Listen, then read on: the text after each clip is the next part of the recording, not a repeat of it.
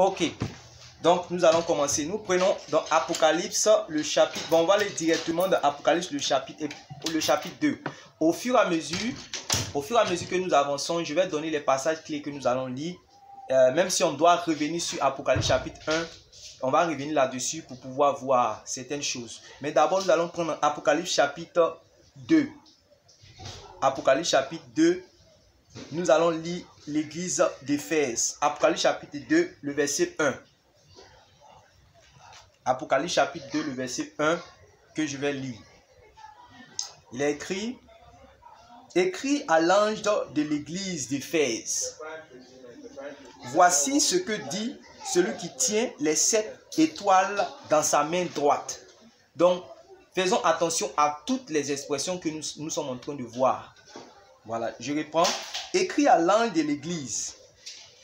Bon, c'est mieux de lire le chapitre 1 pour qu'on soit tous ensemble, pour qu'on puisse bien comprendre, voilà, les choses. Je lis à partir du verset 1, chapitre 1, verset 1, Apocalypse.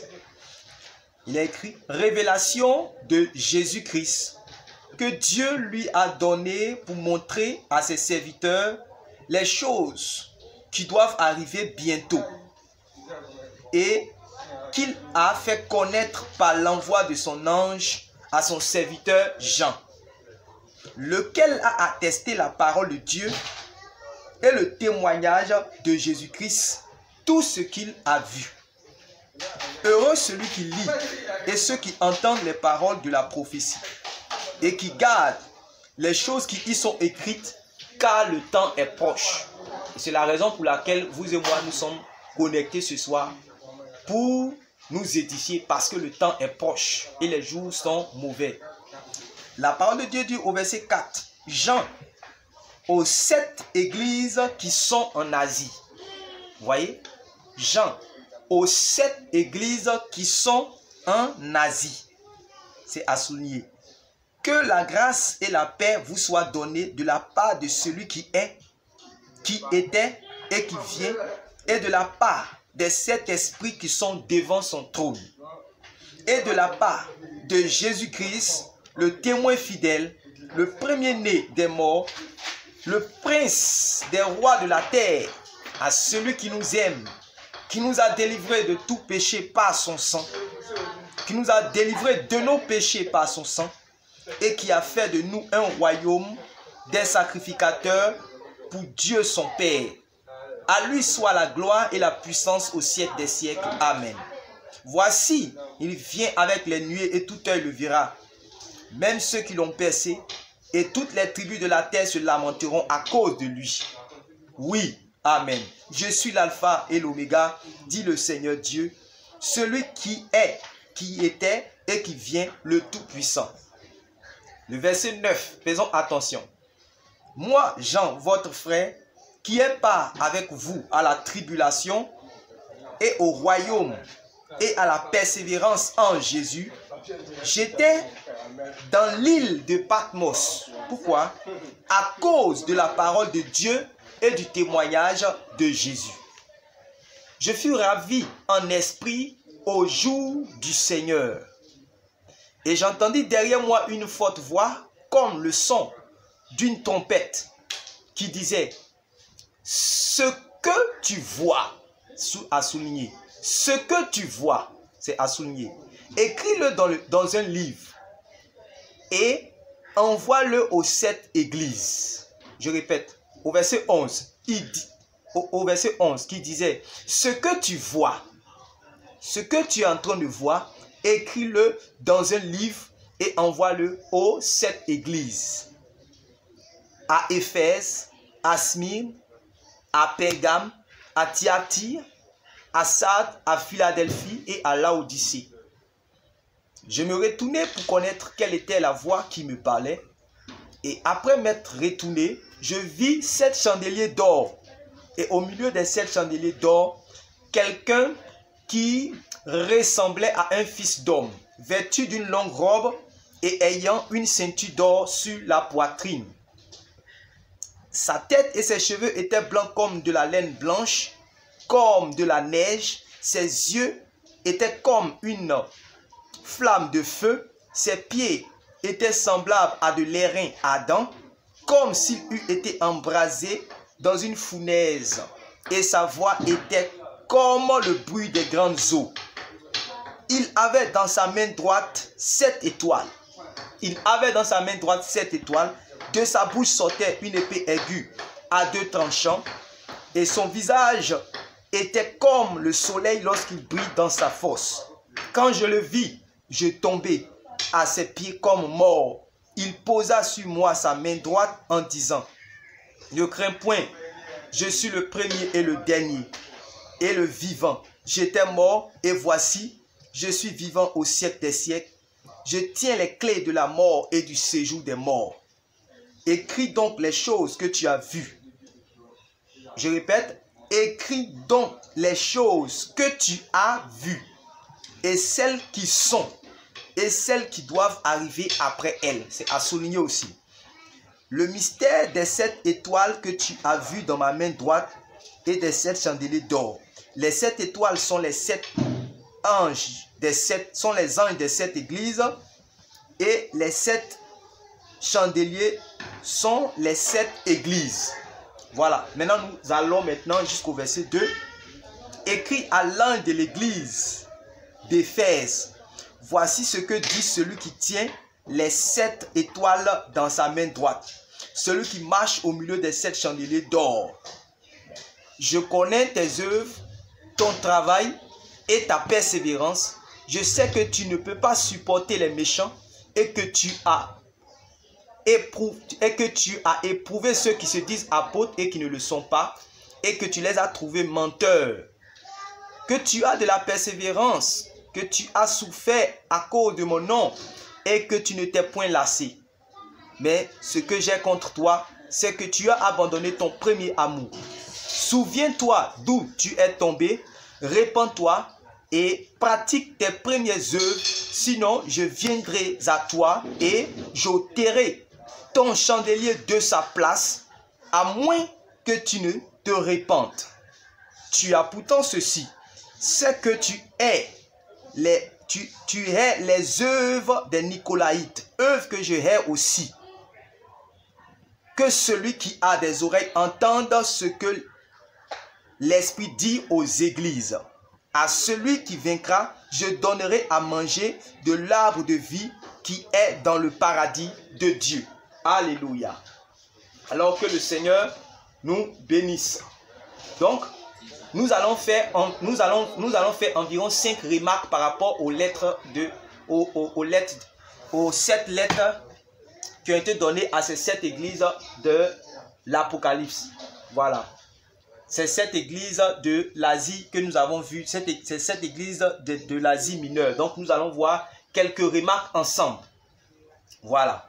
Ce que nous sommes en train de lire actuellement, je ne sais pas si c'est clair aussi dans votre esprit comme dans mon esprit. Parce que ce que nous sommes en train de lire ne sont ni des paraboles, ni des prophéties. Voilà.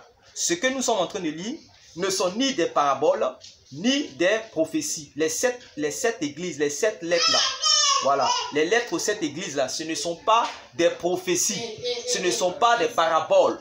Voilà. Mais chacune des lettres est un message direct du Seigneur à l'adresse de ces églises locales. Parce que c'est des églises locales. Attends, je vais essayer de vous montrer un peu la situation géographique. Je vais vous envoyer une image, vous allez voir par rapport à la situation géographique de ces églises âgées. La situation géographique. Bon, peut-être que quand nous allons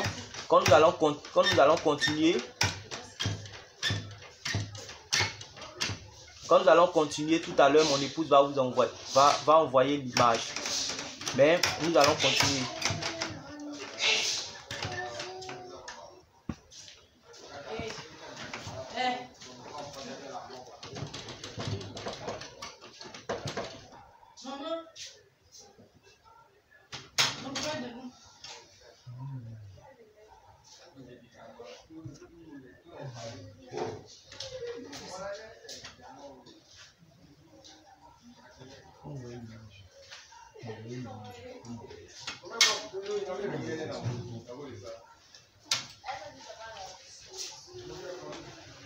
Ok.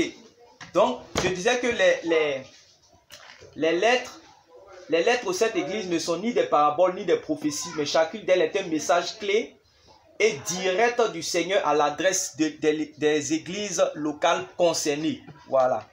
Maintenant, tout à l'heure, on va vous envoyer, comment on appelle ça, une carte. C'est-à-dire qu'une carte, et sur la carte, vous allez voir, voilà, vous pouvez voir, la sœur Yasmine vient d'envoyer. Voilà. Vous voyez la carte. J'aimerais que vous regardez bien la carte. Donc, les villes ces 7 églises-là étaient situées dans des villes. Il y avait la ville d'Éphèse, il y avait la ville de Smyrne, il y avait la ville de Pergame, il y avait la ville de Thyatire, de Sardes, de Laodicée et de Philadelphie et de Laodicée. Voilà. Donc, ces 7 villes-là étaient des localités géographiques situées dans l'Asie mineure. Voilà. C'était vis-à-vis de l'île, il y avait une petite île qui était sur la mer qu'on appelle la mer Égée. Et quand dans la carte, vous allez voir que l'île de Patmos était en face de ces 7 églises, de ces 7 villes-là. Voilà. Et dans ces 7 villes-là, il y avait 7 églises locales, bien positionnées. Vous voyez? Et donc, c'est là-bas que l'apôtre Jean va avoir, il va avoir la révélation. C'est là-bas que l'apôtre Jean se trouvait. Il dit c'est trouvé là-bas à cause de la parole de Dieu et à cause du témoignage de Jésus. Vous voyez? Donc, puisqu'il avait la parole de Dieu et qu'il témoignait du Seigneur, puisque souvenons-nous que le Seigneur Jésus avait donné une prophétie sur Jean et il lui a dit qu'il allait vivre longtemps. Donc, pendant qu'ils ont tué plusieurs apôtres, Jean est resté en vie. Et Jean avait toujours le témoignage de Jésus et il avait la parole de Dieu et il dispensait cela en tant qu'ancien.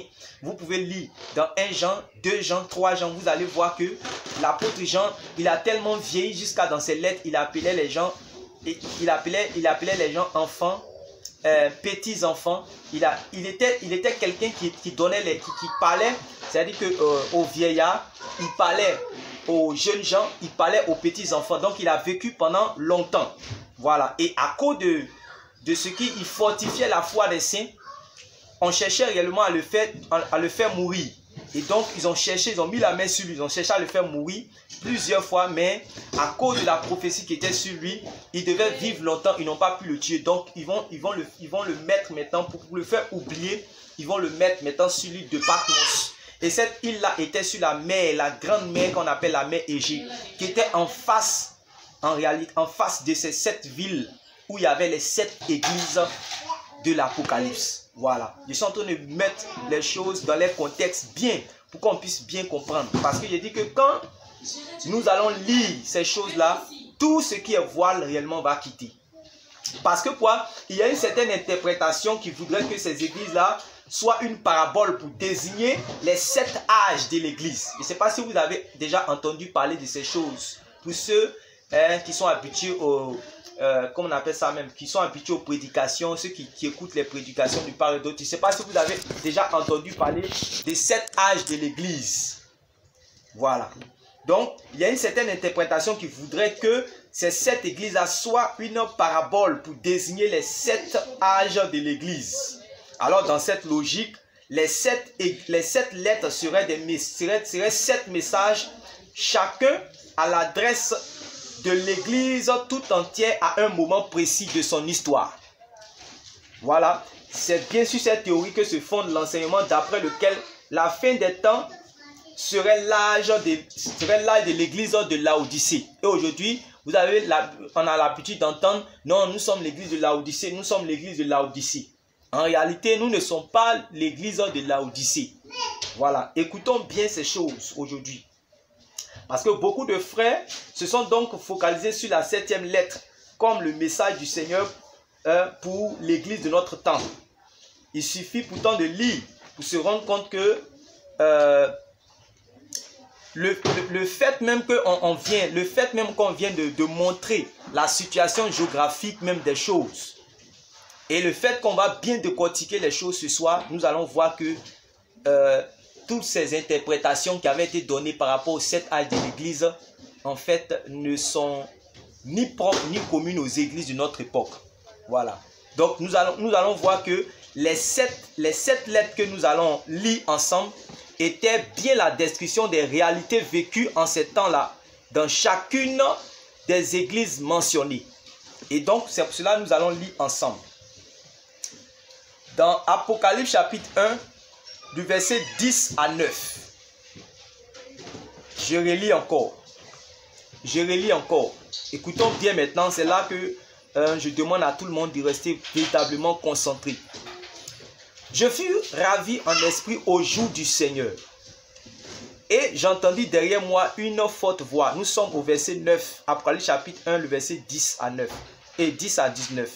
Je fus ravi en esprit au jour du Seigneur et j'entendis derrière moi une forte voix comme le son d'une trompette qui disait: ce que tu vois, écris-le dans un livre et envoie-le aux 7 églises, à Éphèse, à Smyrne, à Pergame, à Thyatire, à Sardes, à Philadelphie et à Laodicée.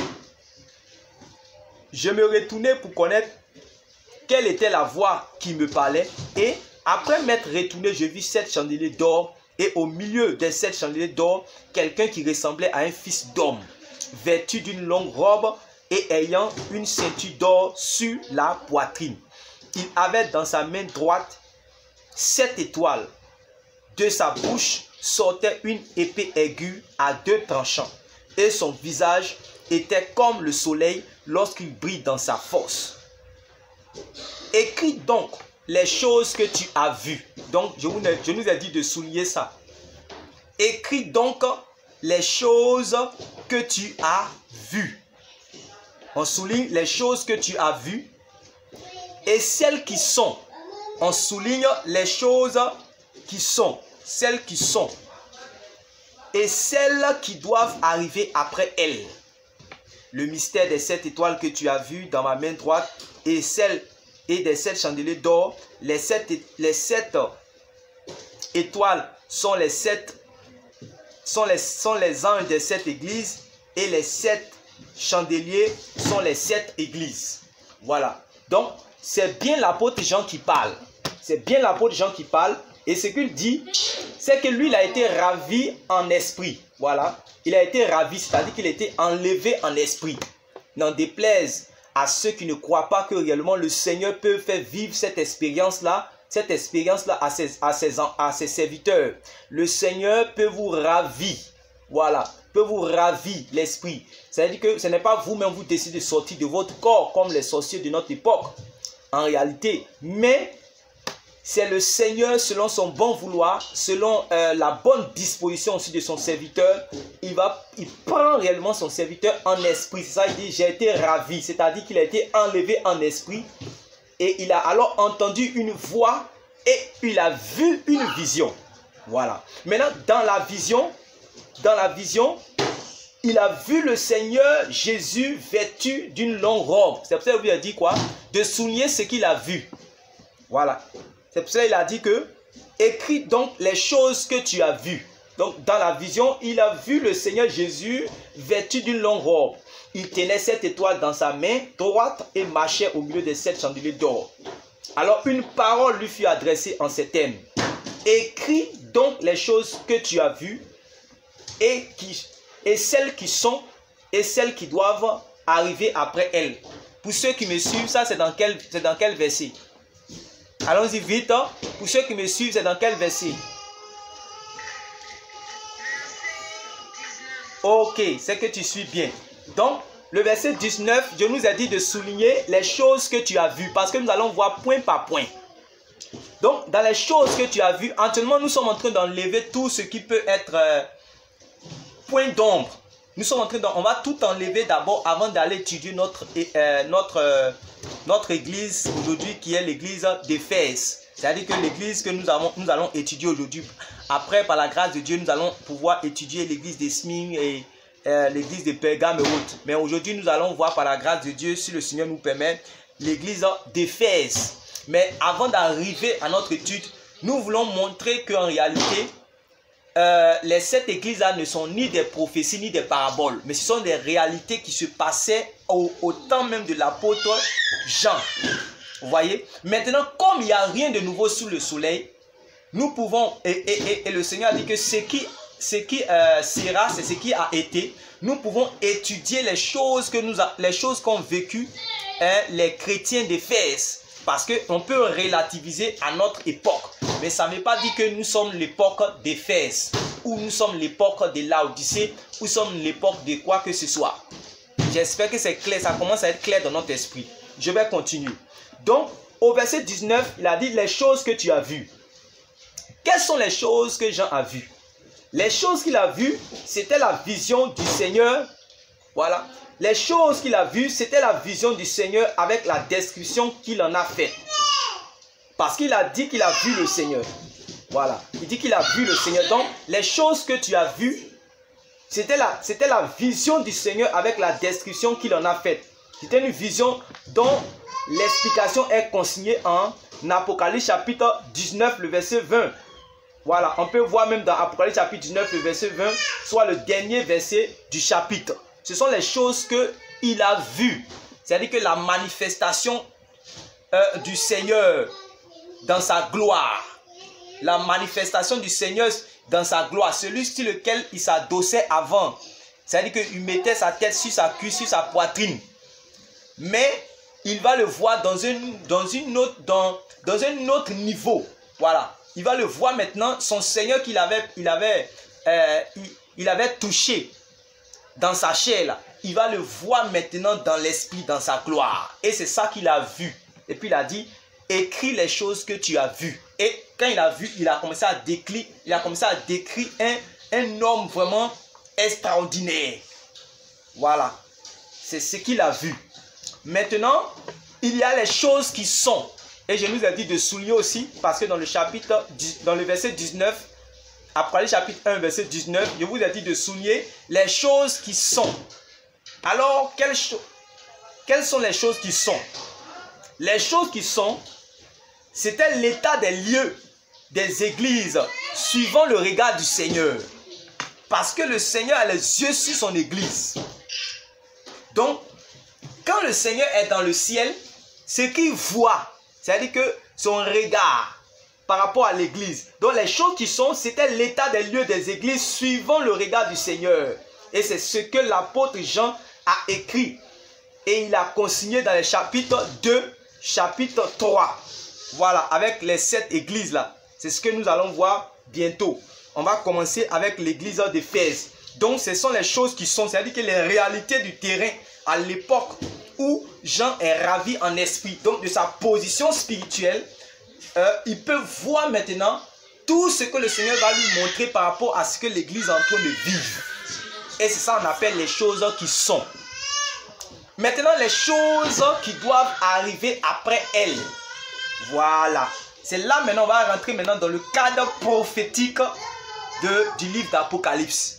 Sinon, dans Apocalypse chapitre 2, Apocalypse chapitre 3, on n'est pas dans le cadre prophétique, puisque Jean va donner, il va décrire ce qu'il a vu, c'est-à-dire la gloire du Seigneur et les choses qui sont, c'est-à-dire la réalité du terrain, la réalité de l'église. Maintenant, après ça, là, il a parlé maintenant des choses qui doivent arriver après elle. Donc maintenant, c'est là, on rentre maintenant dans le cadre prophétique. Donc les choses à venir étaient les événements qui se produiraient dans la suite des temps. Et que l'apôtre Jean allait commencer à écrire à partir du chapitre 4. Lequel chapitre commence comme ceci. Si vous prenez dans Apocalypse chapitre 4, à partir du verset 1, vous allez voir, vous pouvez lire, quelqu'un peut lire Apocalypse chapitre 4, verset 1. Apocalypse chapitre 4, verset 1, prenez vite et quelqu'un lit s'il vous plaît.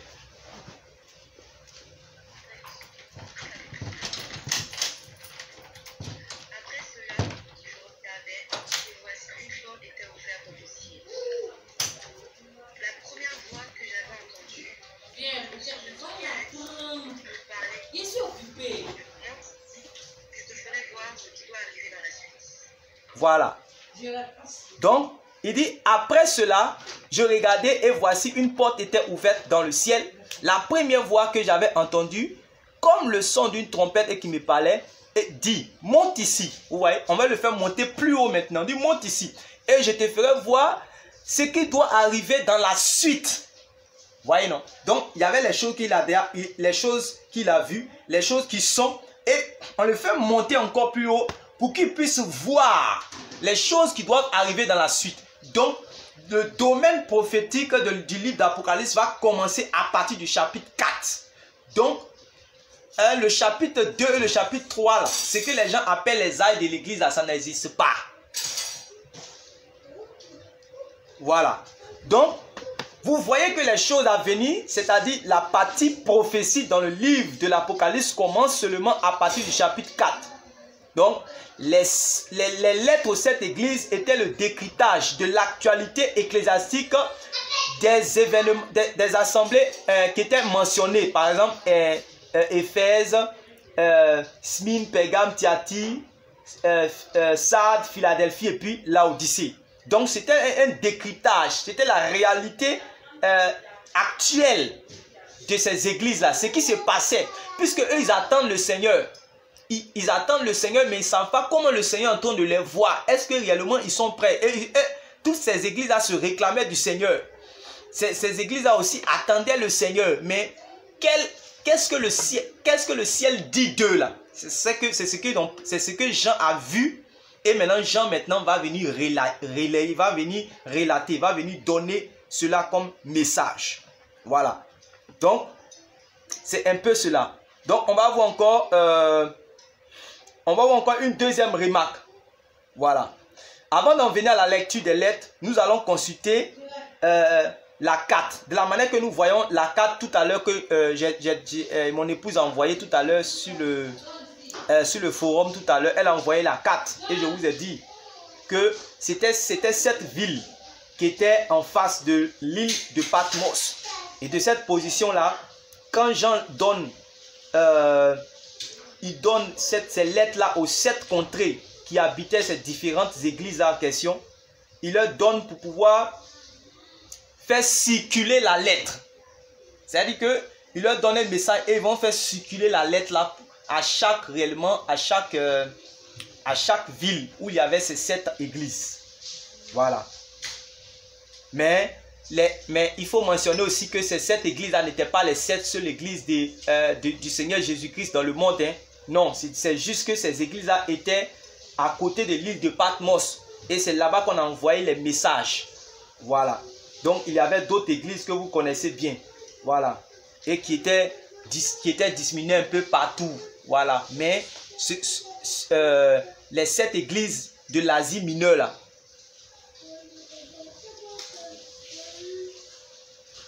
les 7 églises de l'Asie mineure ici, c'était à ces 7 églises-là que Jean va donner les messages. Voilà. Donc, les 7 églises dont il est question dans notre étude étaient localisées dans la région de l'Anatolie. Anatolie que j'ai envoyé là. J'ai envoyé les 7 églises dont il est question dans notre étude étaient des localités dans la région de l'Anatolie, encore appelée Asie mineure. Voilà. Zone au large de laquelle se trouve l'île de Patmos, sur laquelle l'apôtre Jean était en exil lorsqu'il reçut la vision. Donc, je vous envoie, vous pouvez bien regarder, vous avez bien regardé la carte. Voilà. Donc, le Seigneur a donc communiqué une révélation à son serviteur pour la partager avec les frères des églises de la région. D'ailleurs, l'ordre de mention des églises a commencé par Éphèse, pour finir par Laodicée. Ce n'était pas fortuit quand il a fait cela. Donc, il y avait une grande route qui partait du port d'Éphèse, qui est proche de Patmos, et qui reliait ces différentes contrées-là dans l'ordre cité. Donc, vous pouvez bien regarder encore sur les aliments. C'est-à-dire qu'il y avait une route qui quittait d'Éphèse jusqu'à Laodicée. Et donc, on va donner réellement la lettre à Éphèse. Ça peut continuer, c'est-à-dire que ça peut continuer jusqu'à, ça va arriver à Laodicée. Voilà. Maintenant, la troisième remarque que nous allons voir encore ce jour, c'est quoi? Chacune des lettres est écrite à l'ange d'une église donnée. Vous voyez, non? Chacune des lettres des églises chacune des lettres est écrite à l'ange d'une église donnée. Vous pouvez voir cela dans Apocalypse chapitre 2, verset 1. On dit écrit à l'ange de l'église. Écrit à l'ange de l'église. Écrit à l'ange de l'église. Écrit à l'ange de l'église. Donc chacune des lettres est écrite à l'ange d'une église donnée. Et les anges dont il est question ici ne sont pas les esprits glorieux, comme c'est écrit dans, comment on appelle ça même, dans Hébreux chapitre 1, le verset 14, selon lequel les anges sont tous des esprits au service des saints qui doivent hériter le salut. Non, on ne parle pas de ces esprits glorieux-là. Les anges dont il est question ici ne sont pas les esprits glorieux que nous connaissons. Voilà. Vous conviendrez que le Seigneur ne va pas enlever un homme de la terre vers les cieux pour aller transmettre un message à l'intention d'un être céleste. Voilà, ce n'est pas les hommes qui reçoivent un message de la part du Seigneur pour aller donner cela aux anges. Mais c'est plutôt le contraire. Voilà, ce sont plutôt les anges qui parlent aux hommes de la part de Dieu et non l'inverse. Donc le thème qui est traduit par ange dans ces lettres-là, c'est le thème angelos ou bien angelos. Angelos ou bien angelos qui signifie envoyé de Dieu ou bien messager.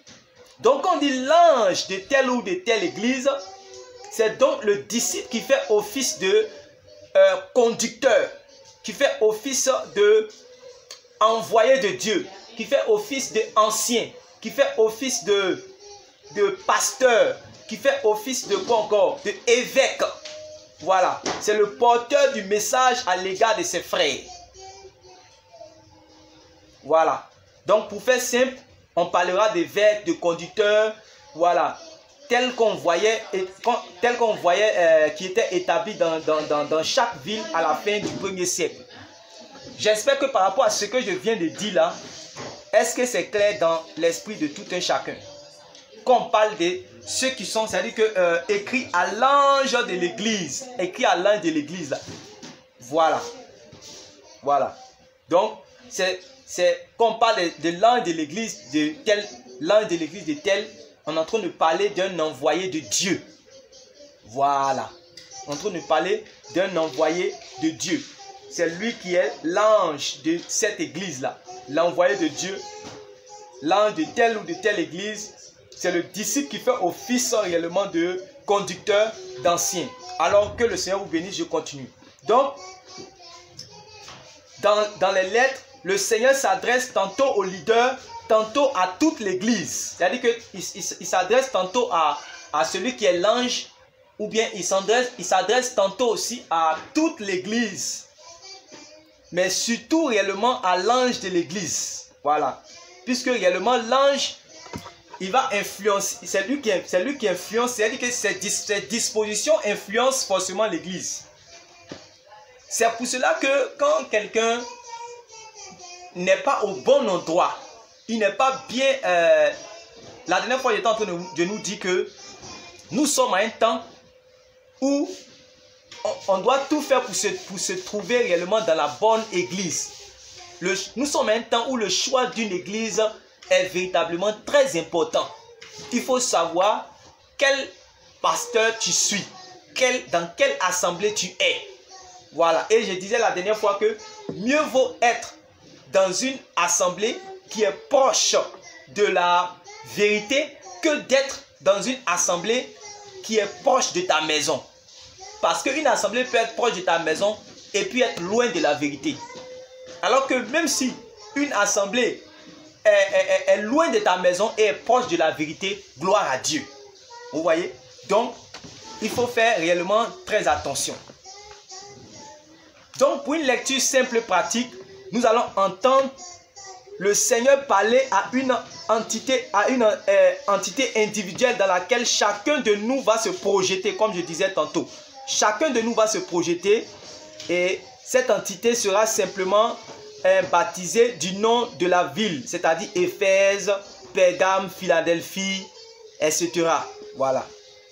Donc, notre objectif, c'est de discerner la volonté de Dieu, à savoir ce qui est déjà bon, ce qui est à faire et ce qui est à corriger au plus vite. Au plus vite, c'est ce que le Seigneur Jésus va parler en fait.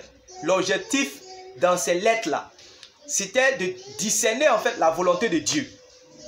À savoir ce qui est déjà bon, c'est-à-dire que ce que le Seigneur encourage, les bons points, et ce qui est à faire et ce qui est à corriger au plus vite avant que le Seigneur ne vienne. Est-ce que c'est clair encore dans notre esprit?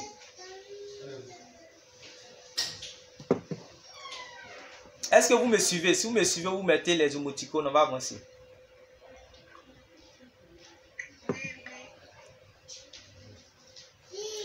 Donc, dans les 5 lettres, dans 5 des 7 lettres là, vous allez remarquer que le Seigneur commence à établir un constat par la phrase ci-après.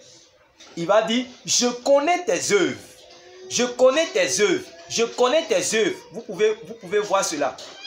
Vous pouvez voir qu'il va à chaque fois dire, je connais tes œuvres. Je connais tes œuvres. Je connais tes œuvres. Vous pouvez mettre NB et puis vous allez noter ça. C'est très important. C'est très important. Pourquoi est-ce que réellement c'est important de relever la raison pour laquelle le Seigneur disait à 5 reprises, je connais tes œuvres, je connais tes œuvres, je connais tes œuvres. Je vous pose la question.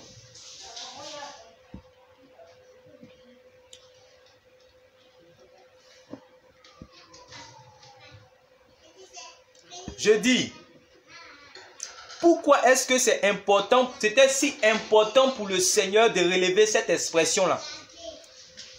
Je connais tes œuvres. Il a dit cela en fait dans Apocalypse chapitre 2 verset 18, Apocalypse chapitre 2 verset 1, Apocalypse chapitre 2 verset 18, Apocalypse chapitre 3 verset 1, Apocalypse chapitre 3 verset 7, Apocalypse chapitre 3 verset 14. Il a répété 5 fois. Je connais tes œuvres, je connais tes œuvres, je connais tes œuvres. Pourquoi il a répété cela plusieurs fois? Parce qu'en réalité, on voit que c'est important. Mais pour quelle raison il a relevé en fait ces choses-là? Donc, j'aimerais savoir cela.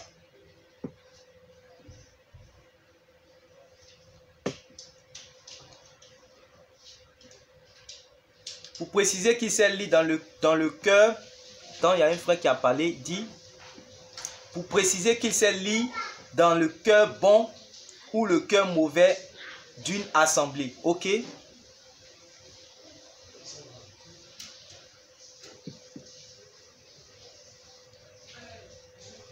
Est-ce que vous êtes là? Déjà ici, quand il dit je connais tes œuvres, il parle si je peux dire, si j'ai bien compris, il parle au messager qui part apporter la nouvelle à l'église. Oui, en fait, je demande, ouais, il y a une soeur qui dit, pour qu'on sache qu'il a les yeux sur nous. En fait, je veux dire pourquoi il adresse, je ne veux pas dire à qui en fait il adresse cela, mais pourquoi il dit quoi? Pour quelle raison il insiste sur le fait qu'il connaît les œuvres? Bon. Il savait déjà auparavant ce que ses disciples avaient déjà fait. Oh. Il connaît la capacité de Jean, si je peux dire ça comme ça. Oh. Là, on parle de Jean. Ok, il y a une soeur qui dit, pour qu'on sache qu'il a les yeux sur nous. Amen. Voilà, c'est une très bonne réponse. Pour qu'on sache qu'il a les yeux sur nous, qu'il regarde aux œuvres. Très bien. C'est très bien cette réponse-là. Voilà. C'est très bien cette réponse. Pour qu'on sache qu'il a les yeux sur nous. C'est-à-dire que même nous qui sommes connectés là, toutes les églises qui sont dans le monde, qui professent servir Dieu, qui attendent le Seigneur a les yeux sur elles. C'est pour ça qu'on dit qu'il sait il connaît celui qui lui appartient. Il sait, puisqu'il connaît les œuvres de chacun. Maintenant, pourquoi il a insisté là-dessus? Parce que la notion de salut par la foi et non par les œuvres de la loi a fini par occulter les œuvres de la foi qui sont l'expression concrète de notre obéissance aux instructions du Seigneur. Dès qu'un bon prédicateur va commencer à insister sur les œuvres que doivent produire les enfants de Dieu, on va le taxer d'être légaliste ou bien prédicateur qui prêche le salut par les œuvres. Alors que c'est faux. C'est faux. Cette notion de dire non, on n'est pas sauvé par les œuvres, on est sauvé par la foi. Ils prennent Éphésiens chapitre 2 et le verset 8 et ils prêchent réellement Éphésiens chapitre 2 verset 8 sans comprendre. Donc la notion de salut par la foi et non par les œuvres de la loi a fini par occulter les œuvres de la foi qui sont l'expression concrète de notre obéissance aux instructions du Seigneur. Voilà. Or, les lettres aux 7 églises établissent que le témoignage de nos œuvres est constamment devant le Seigneur, dont les regards sondent l'église. Voilà. C'est pour cela, quand il va parler, dans Apocalypse chapitre 2, verset 1, il va dire, je connais tes œuvres. Apocalypse chapitre 2, verset 18, il va encore dire, je connais tes œuvres. Dans Apocalypse chapitre 3, verset 1, il va insister encore pour dire, je connais tes œuvres. Dans Apocalypse chapitre 3, verset 7, il va insister encore pour dire, je connais tes œuvres. Et dans Apocalypse chapitre 3, verset 14, il va toujours insister pour dire, je connais tes œuvres. Donc, le Seigneur qui ne regarde pas aux œuvres là, c'est le Jésus de Satan. Le Jésus qui ne regarde pas aux œuvres de ces élus là, c'est le Jésus de Satan. Mais le véritable Jésus, il regarde aux œuvres de ses saints. La Bible dit, dans Tite, le chapitre 2, le verset 13 à 14, que l'Église est un peuple zélé pour de bonnes œuvres. Si vous lisez Tite, chapitre 2, à partir du verset 11, jusqu'à Tite, chapitre 3, vous allez voir que le Seigneur veut que l'Église puisse progresser dans les œuvres justes des saints. Et la Bible dit même dans Apocalypse que comment on appelle ça même, les noces sont arrivées et il a été donné à l'épouse de se préparer. Il lui a été donné de se revêtir d'un fin lin blanc et pur. Et on dit ce fin lin blanc et pur, ce sont les œuvres justes des saints. Donc, si ce sont les œuvres justes des saints qui font que l'Église est parée de ce vêtement glorieux de noces, alors ça veut dire que c'est quelque chose qui plaît au Seigneur et que le Seigneur veut même que cette église puisse pratiquer ces choses. Donc, les œuvres dont il est question réfèrent à la conduite et au service des saints. C'est-à-dire que la conduite des saints et puis le service des saints, c'est ça qu'on appelle les œuvres. Et en réalité, le Seigneur regarde à cela. Quand la conduite est mauvaise, et que le service aussi est mauvais, ça peut réellement faire que quelqu'un va perdre son âme. Donc, il ne faut pas confondre les œuvres de la loi qui, elles, consistent, c'est-à-dire à la liturgie religieuse, et puis les œuvres justes des saints. Et Jean-Baptiste même a été suffisamment clair dans sa prédication lorsqu'il était en train de prêcher sur le Jourdain. Vous pouvez lire dans Luc chapitre 3, verset 7, on peut lire là-bas. Il disait à ceux qui venaient en foule pour être baptisés par lui, race de vipères, qui vous a appris à fuir la colère à venir, produisez donc des fruits dignes de la repentance et ne vous mettez pas à dire en vous-même, nous avons Abraham pour père.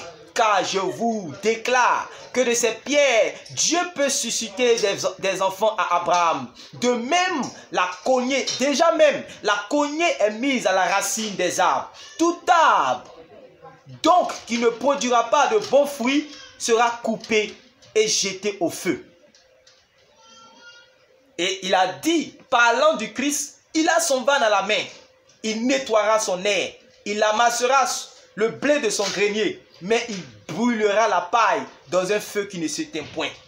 Donc pour ce qui est du salut, qui sera concrètement manifesté avec l'avènement de Christ et la colère qui va suivre, le critère de séparation des uns d'avec les autres sera la nature du fruit de chaque arbre. Jésus prêchait chaque fois en disant cela, que vous les reconnaîtrez à leurs fruits. Autrement dit, vous les reconnaîtrez à les œuvres. Donc, c'est par les œuvres qu'on reconnaît qui est enfant de Jésus et qui est enfant de Satan. Donc, je répète, le Jésus qui ne regarde pas aux œuvres, qui s'en fout des œuvres, qui ne s'inquiète pas pour les œuvres, c'est le Jésus diabolique de Satan. Voilà. Donc, nous continuons. À chaque fois, vous posez les questions, mais quand la série des questions viendra, vous allez poser. Mais vous pouvez quand même poser des questions et à chaque fois, je mettrai une pause pour regarder les questions. Donc, les fruits de l'arbre, ce sont bien les œuvres que le Seigneur dit suivre et évaluer de très près. Vous comprenez? Donc, Jean-Baptiste disait aux Juifs de ne pas se réfugier aveuglément dans le fait qu'ils étaient des descendants d'Abraham. Voilà. Il leur faisait comprendre alors que leur filiation à elle seule ne pouvait pas suffire pour les faire entrer dans le royaume.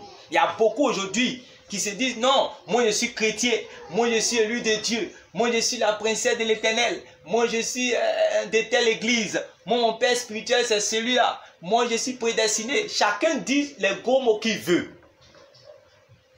Mais si le même Jean était là aujourd'hui à notre époque, il allait dire aux chrétiens de ne pas commettre l'erreur de penser que le seul fait de se réclamer de Christ suffit pour entrer dans le royaume.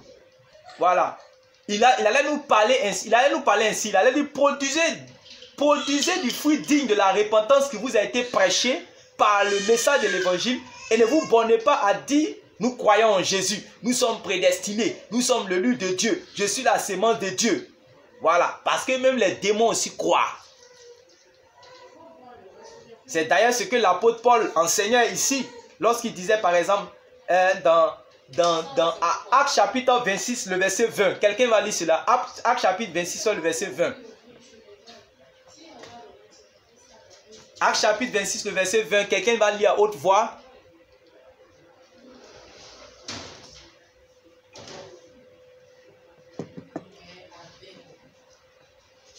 Est-ce que vous suivez? Actes chapitre 26, verset 20. Oui. À ceux de Damas d'abord, puis à Jérusalem, dans toute la Judée, et chez les païens, j'ai prêché la repentance et la conversion à Dieu. Vous voyez, avec la pratique d'œuvres dignes de la repentance. Donc, chrétiens, votre conduite et votre service en Jésus-Christ vous qualifieront ou vous disqualifieront. Vous comprenez cela? Votre conduite et votre service en Jésus-Christ vous disqualifieront ou vous qualifieront. Vous allez maintenant comprendre pourquoi l'apôtre Paul disait dans 1 Corinthiens chapitre 9, verset 24 à 27, que lui traite durement son corps de peur d'être rejeté après avoir prêché aux autres. Vous allez comprendre pourquoi il dit cela. Donc, nous avançons toujours dans les remarques. Avant de pouvoir maintenant traiter notre église sur laquelle nous allons faire un focus, qui sera l'église d'Éphèse au chapitre 2. Avant d'arriver là-bas, nous sommes en train de voir tout ce qui est zone d'ombre d'abord pour pouvoir enlever cela. Donc, comme une autre remarque, nous pouvons voir que toutes les lettres sont conclues de la même manière, avec une formule qui revient réellement en boucle. Cette formule-là, à chaque fois, il va dire encore à celui qui vaincra. Vous avez remarqué ça, non? À celui qui vaincra. Je ne sais pas si vous remarquez cela. À celui qui vaincra. Pour vous qui avez déjà lu dans Apocalypse chapitre 2 jusqu'à Apocalypse chapitre 3, il va parler à chaque fois et il va dire à celui qui vaincra.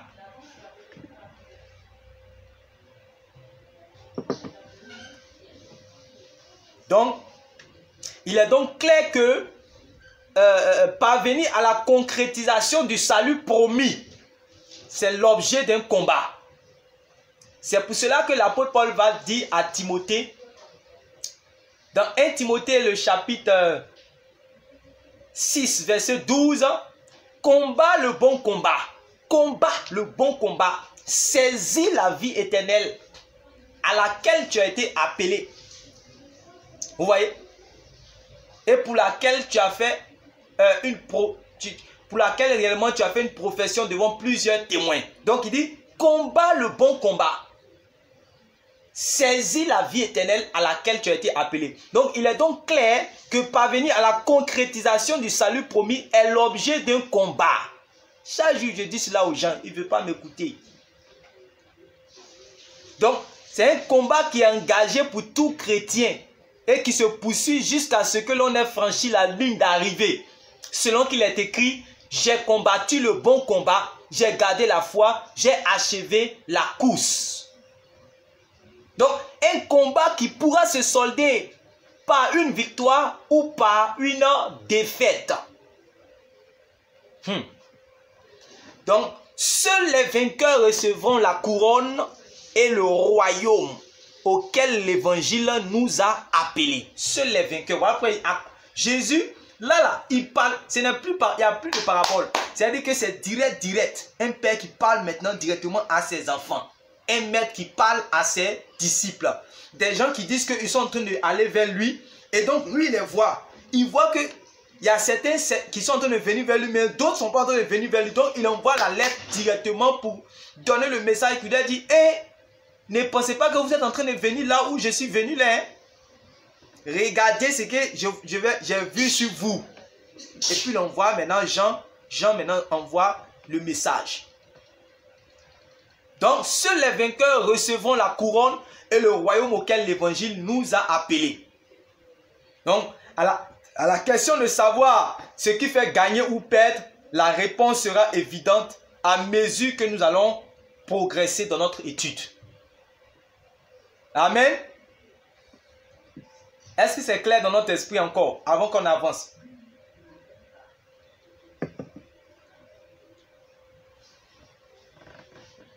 Ok.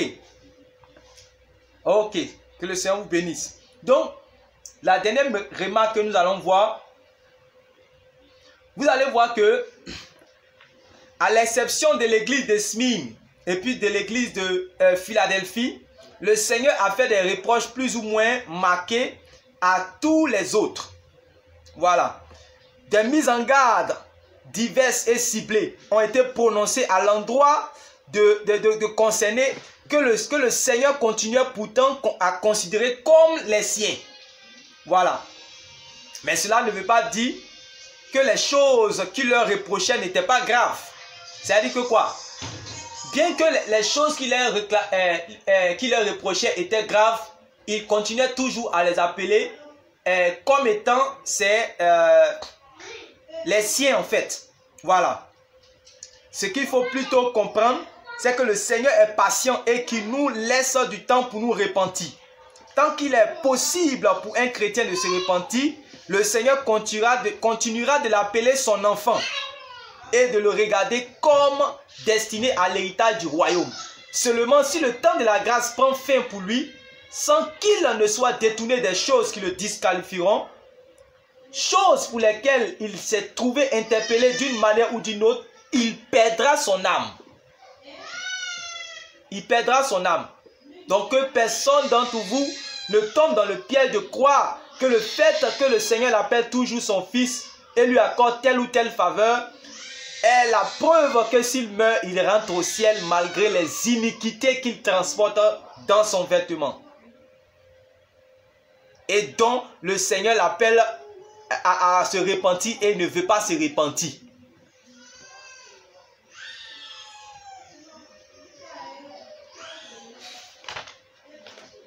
Donc, voilà d'abord ce qu'on doit avoir dans l'esprit quand on veut commencer à lire les lettres de cette église. C'est-à-dire, par rapport aux choses de l'enlèvement, du salut, tout et tout, si quelqu'un a maîtrisé ça, en tout cas sa vie chrétienne, ça sera correct. Il sait comment il peut marcher.